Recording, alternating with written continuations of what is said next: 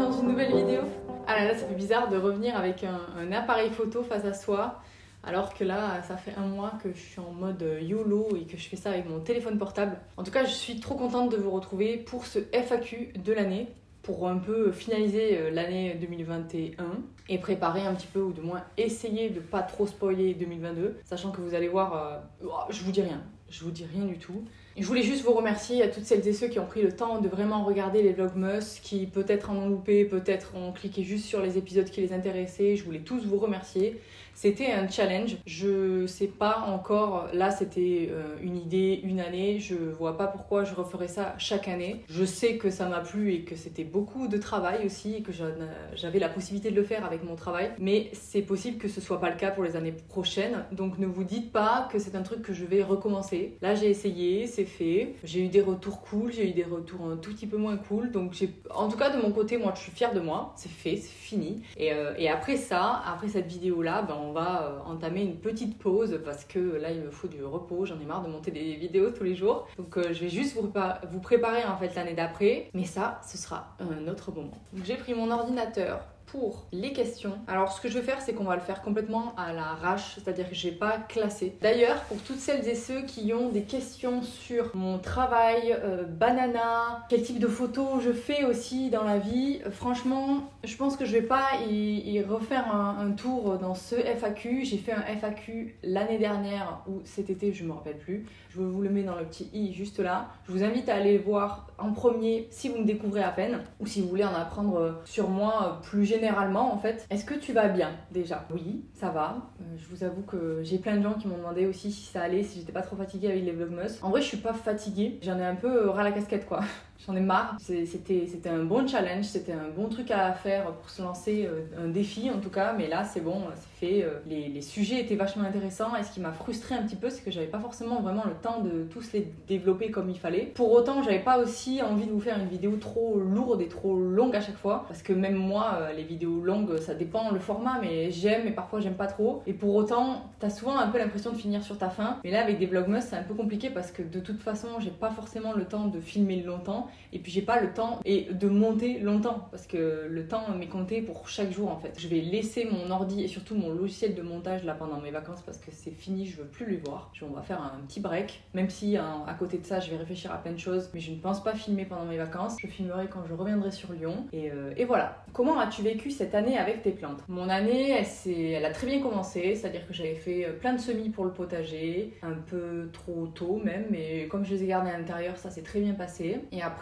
tout le monde sait que j'ai eu cette période, cette grosse période de doute et de déception suite à l'arrivée des trips en fait dans mon intérieur. C'était la première fois que ça m'arrivait, donc sur ce point-là, l'année avait bien commencé et puis j'ai vraiment galéré pendant 3 mois environ, pendant le printemps, fin printemps et l'été, et vraiment c'était une période un peu chelou. Je remettais un peu en question mon entretien, le temps que j'y passais, si j'y passais assez de temps, si j'y mettais vraiment la bonne énergie, et en fait j'ai juste relativisé, laissé tomber, et puis je suis revenue avec un traitement super fort. Dès fin août, après mes vacances, j'avais vraiment besoin de laisser un peu ça derrière moi parce que ça m'a démoralisée en fait et j'avais plus envie de les voir, mes plantes. J'avais vraiment du mal à passer du temps à les regarder souffrir en fait, ça me faisait mal au cœur. Après cette période-là, après les trips vers septembre-octobre, ça s'est vraiment mieux déroulé. Donc le truc c'est que j'en ai perdu beaucoup. Ça m'a fait un peu mal au cœur, mais j'ai l'impression que c'est un peu le destin, il fallait que ça se passe. J'ai perdu beaucoup de plantes que j'aimais, beaucoup de plantes qui m'ont coûté de l'argent aussi. Donc sur ça,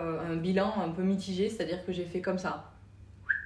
Mais bon, maintenant ça va mieux, donc tout va bien. J'ai une question pour l'arrosage des piléas pour déterminer la fréquence. Alors pour tout ce qui est entretien de plantes, là notamment le pilea, pareil je te le mettrai dans le petit i, j'ai fait une vidéo dédiée où je raconte l'histoire de mon pilea et où je t'explique tout l'entretien qu'il faut y apporter, donc je t'invite à aller voir cette petite vidéo ici. Si tu devais être une plante, ce serait laquelle et pourquoi? Je pense que déjà je serais une plante qui vit à l'extérieur, ça c'est sûr, parce qu'une plante à l'intérieur je pense que j'arriverais pas à m'y faire, même si j'aime pas le froid.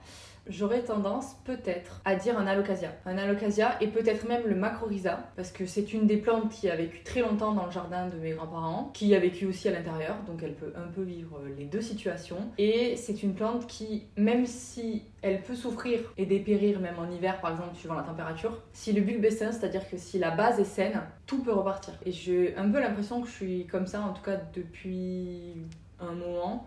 J'ai un peu l'impression que tant que au fond de moi il y a un truc qui est ok et solide en fait, je peux renaître de mes cendres et même si je vis des épreuves pas simples, je repartirai toujours et je rebondirai en fait à toutes les épreuves et j'arriverai à continuer ma vie quoi qu'il arrive. Donc je dirais un Alocasia, rien que pour le symbole tu vois du phénix.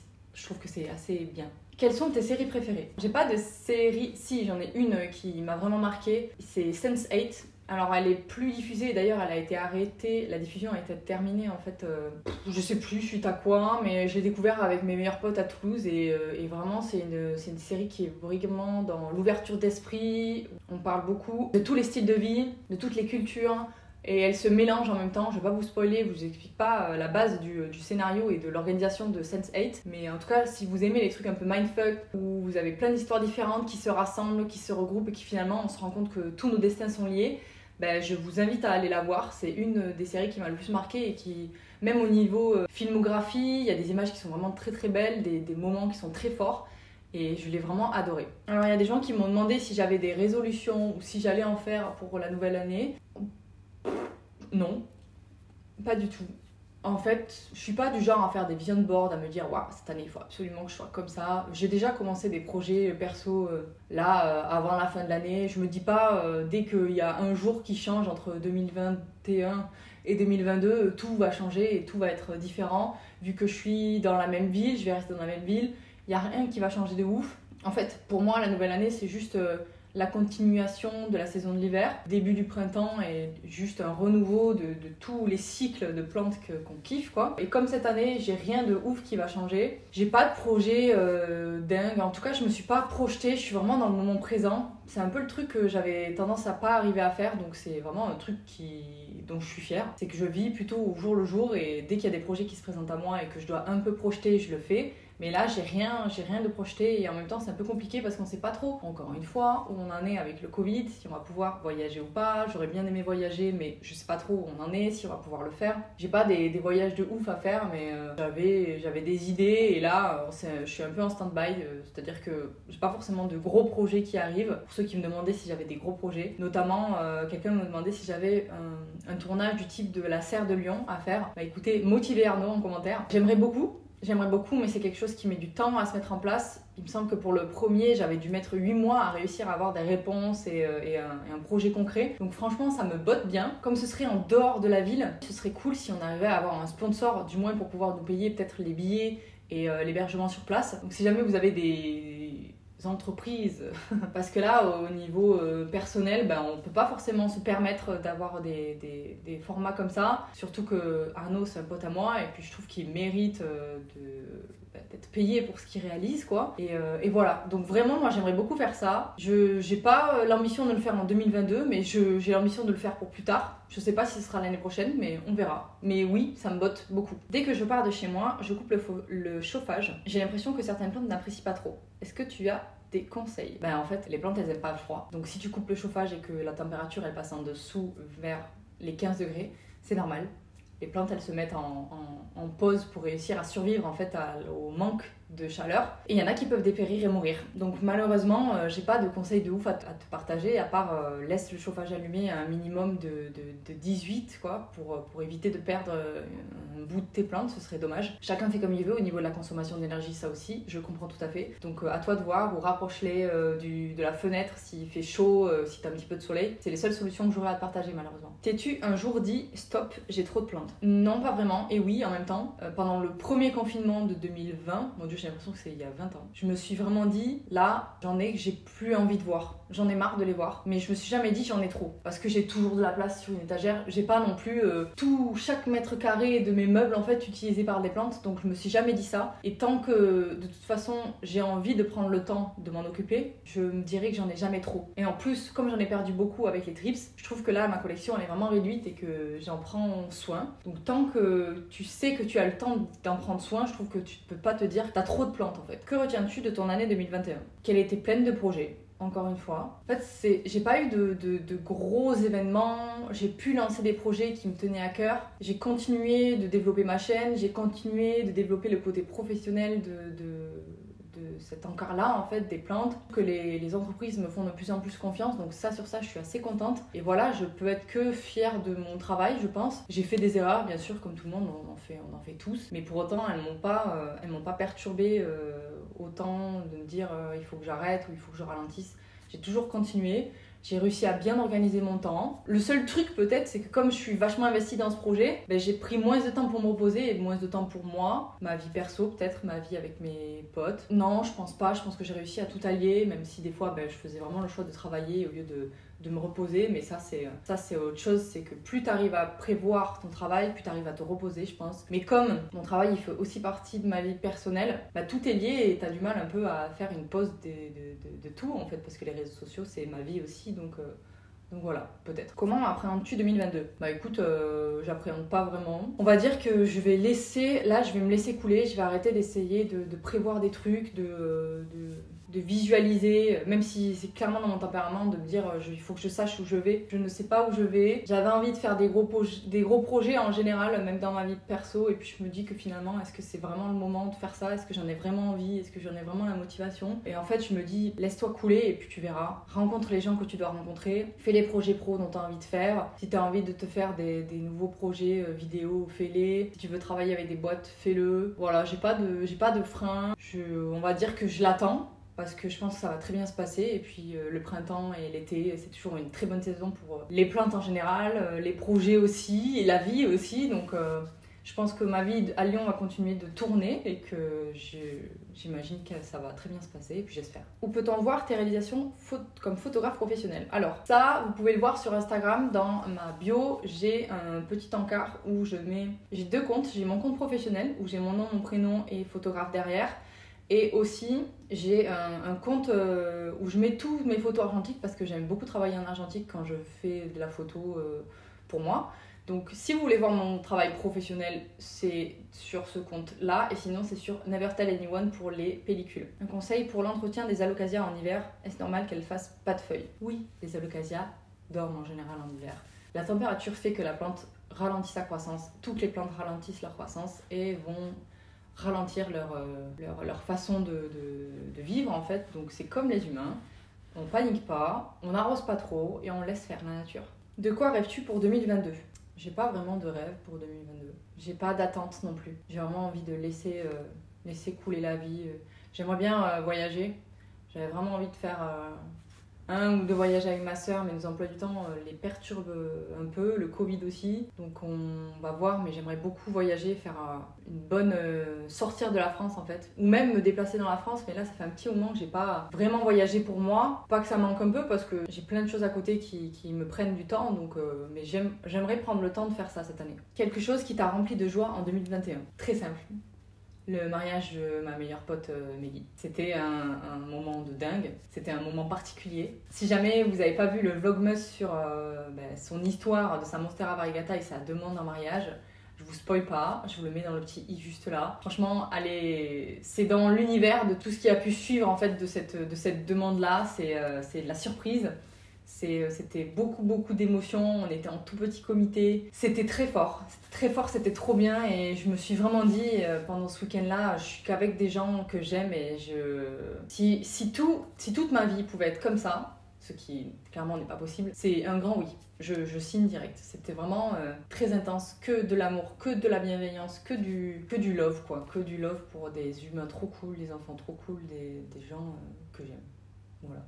Quel est ton souhait le plus cher ? J'aurais plutôt tendance à dire, mais c'est un peu égoïste aussi, vivre la vie que je veux dans la ville où je veux vivre, en tout cas en un instant T, et avoir toutes les personnes qui me sont proches à côté de moi. Et en même temps, je me dis peut-être que le fait que justement qu'elles soient pas là au quotidien, ça crée une autre dimension et une autre relation. Mais en fait, j'aurais plutôt tendance à dire que j'ai envie d'être proche des gens que j'aime pour pouvoir les rejoindre vite en fait, ce qui n'est pas forcément le cas comme je suis à Lyon. J'ai des amis à Montpellier, à Toulouse, ma famille est dans le Tarn, et du coup ça crée une distance pas facile à réduire en fait, vu que j'ai pas forcément le temps de rentrer régulièrement, mais peut-être que ça pourrait être mon souhait le plus cher. Tout concilier et que ce soit très facile de rejoindre tout le monde à tout moment en fait.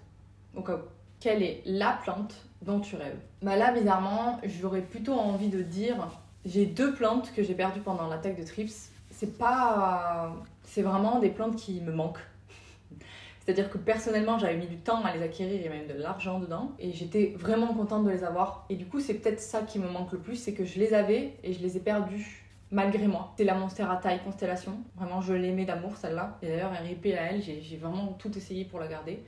Et puis j'avais un petit philodendron Astatum aussi, qui était trop mignon, j'avais bouturé. Et vraiment, lui, il s'est battu jusqu'à la fin, mais j'ai pas réussi à le garder. Et vraiment, c'est les deux plantes qui me manquent le plus, entre guillemets.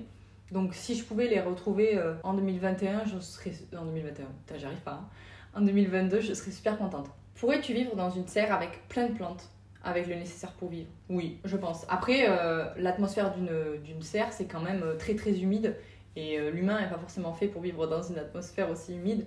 Mais j'aimerais beaucoup, plus tard, si jamais j'ai un projet de création de maison, tu vois, il y a plein de trucs qui tournent sur internet avec, tu sais, le même, c'est un même genre ma maison qui est toute petite, tu sais, et ma greenhouse. Et elle est vachement plus grosse. Et j'aimerais bien allier les deux, genre avoir une serre qui s'intègre à ma maison, dans un truc assez écolo dans lequel l'eau soit recyclée.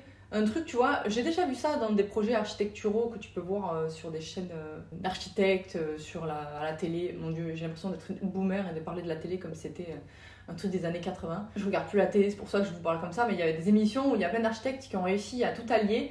Et je pense que ce serait un projet qui pourrait me botter de ouf, d'avoir tout à portée de main, en fait, un endroit où j'ai un jardin, puis un endroit qui est au chaud, dans une serre, mais qui fasse aussi partie un peu une loggia de ma maison, puis ma maison, et avec des espaces qui intègrent l'intérieur et l'extérieur, et simple d'accès, tu vois, où tu peux juste passer de l'intérieur à l'extérieur rapidement pour pouvoir t'occuper de telle ou telle plante. Donc ça, ce serait vraiment parfait. Voilà un rêve.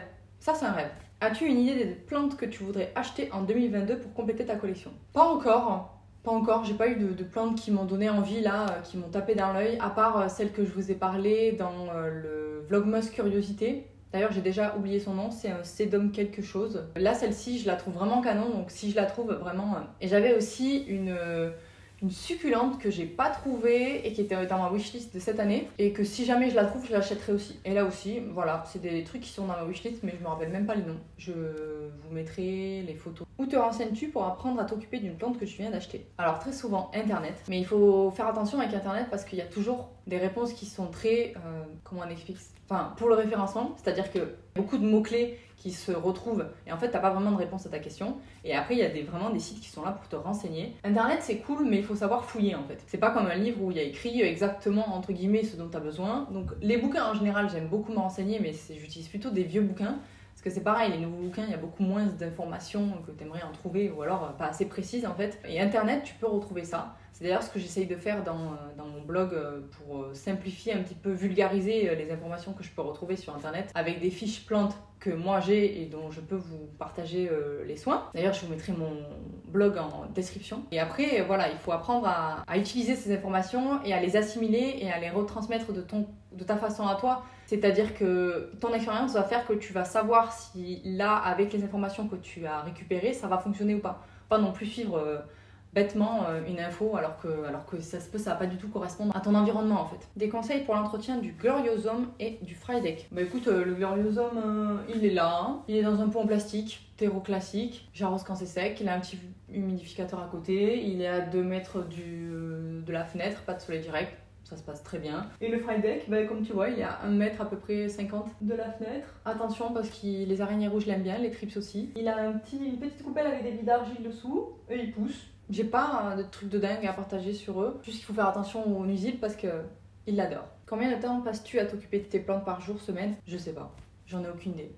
Et quand on aime, on compte pas. Donc j'ai pas de réponse à donner à ça. De temps à autre, je regarde dès que j'ai un moment, je passe, je m'arrête. Je sais qu'il faut que j'arrose quand c'est sec. Donc environ 1 fois par semaine, là en hiver, je pulvérise régulièrement. Je remplis les humidificateurs. Je saurais pas quantifier tout ça. Des variétés de plantes que tu as fini par abandonner car elles mouraient à chaque fois. Non, j'ai jamais fait ça. Il y a toujours des variétés qui fonctionnent plus ou moins. Et c'est pas parce que ça fonctionnait pas que j'ai arrêté. Si, menteuse, Morgane menteuse, juste que j'avais oublié. Les calathea, ça fonctionnait pas chez moi. D'ailleurs, j'en ai une, la Macoyona, qui est en train de me faire mentir, c'est-à-dire qu'elle est au fond de la pièce et ça fonctionne.